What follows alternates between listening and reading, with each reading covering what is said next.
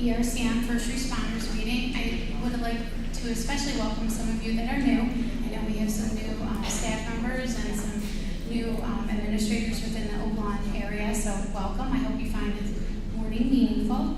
We're going to start with a welcome from our superintendent, Dr. Paul Enderle.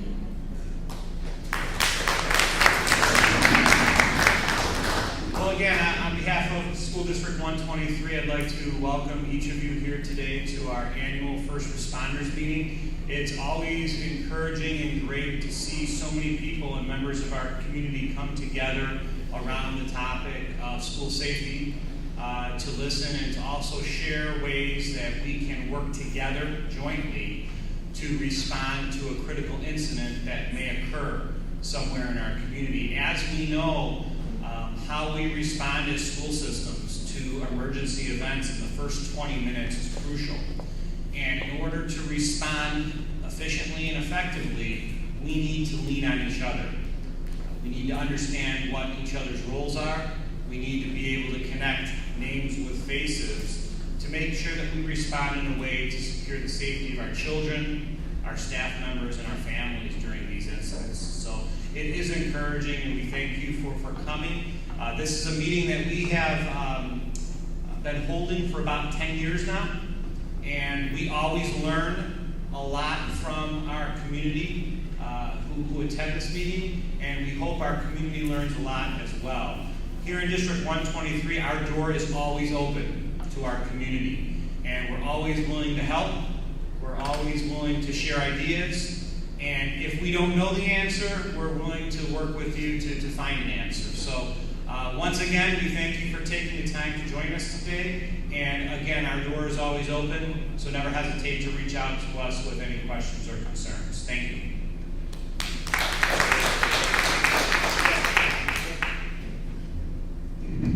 So we're going to start this morning by talking a little bit about our emergency operations plan. And this plan provides instructions, information, and guidelines for our district personnel to respond to emergency incidents within our school district.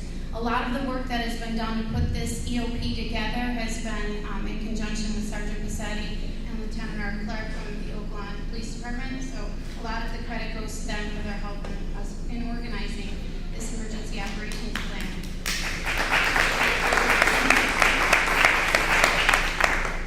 The goal of the EOP is to provide an organized and efficient response to protect the safety and well-being of students, faculty, and staff, and district assets at the time of an emergency.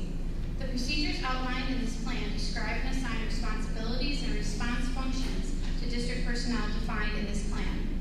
In most cases, the school principal is responsible for implementation of the school crisis management plan. And each of the principals throughout the District 123, they all have an ERCM committee or team, and those personnel in their buildings help to kind of facilitate any type of emergency response. So if we were to relocate, as was discussed at last year's when SWOR did their reunification, that ERCM team at each of the schools really helps to facilitate all the different things that have to go on in the event of an emergency. The objectives of this plan are to, 1, protect the safety and welfare of students, staff, and visitors, to provide for a safe and coordinated response to emergency situations, to protect the district's facilities and property, to enable the district to restore normal conditions in the shortest possible time, to provide for the interface and coordination between the site of an emergency response, all the different agencies that come out, and to provide for the operations in the media, district staff, parents, police, fire officials, and other external agencies that have to be involved in the situation. So that basically gives you an overview of our emergency operations plan.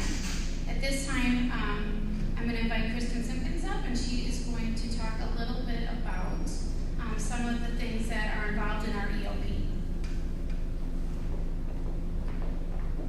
Hello, it's nice to see all of you. I'm Kristen Simpkins. I'm the new principal here at OLHMS, so this is my first opportunity to be part of this group and the learning that we'll be doing together. But just a few things to talk through is that as life safety, compliance is a major area of concern, and accountability for school districts, South Cook ISC and West Cook ISC propose to work together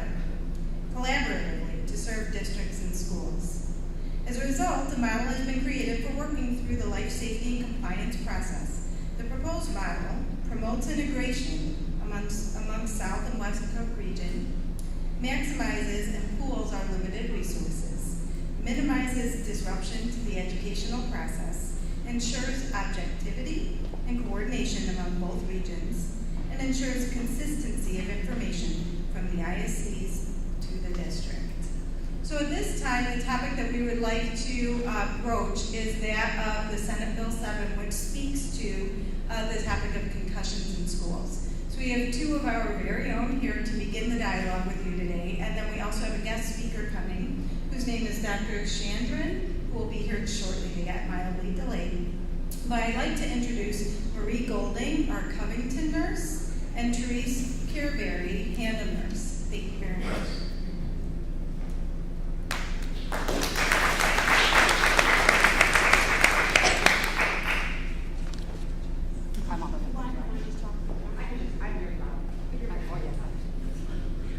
Just to take a minute to talk about concussions, there's a new law that was passed by the state of Illinois, goes into effect with the 16-17 school year, and it's going to regulate how concussions will be identified and referred for treatment in interscholastic sports in middle schools and high school students.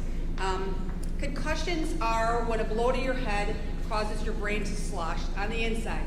Doesn't always result in a bump, it doesn't always result in a cut. It doesn't always result in loss of consciousness. In fact, only 10% of concussions had a loss of consciousness when the injury originally occurred.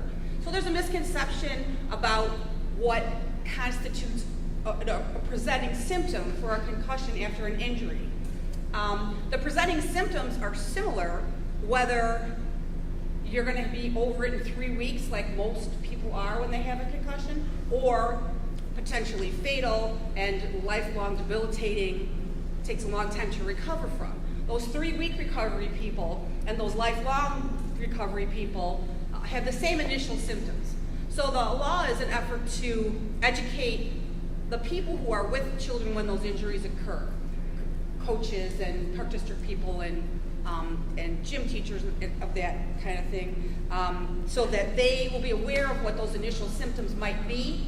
They can immediately stop the student's activity, and then a physician can do a neuro exam to make sure that they're capable of going back and participating. So, maybe just look into the law a little bit to get an idea of what might be expected from you. If you're reluctant or a little bit nervous about being able to identify, everyone would have to go through a training process, so you would be educated in exactly what you would be looking for and what to do should you see those things in a child after they were injured. That's it.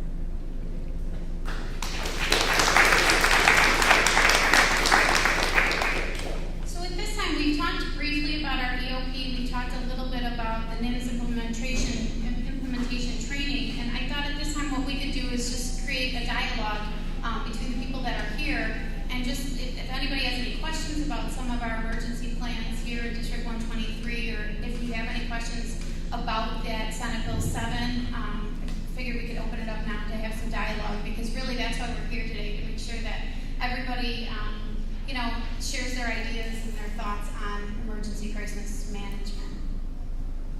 Is there anybody that has any questions at this point? Nate? Coming from a non-public school, compliance with that law, is that for all specific? Public, private, Public, private, no matter what.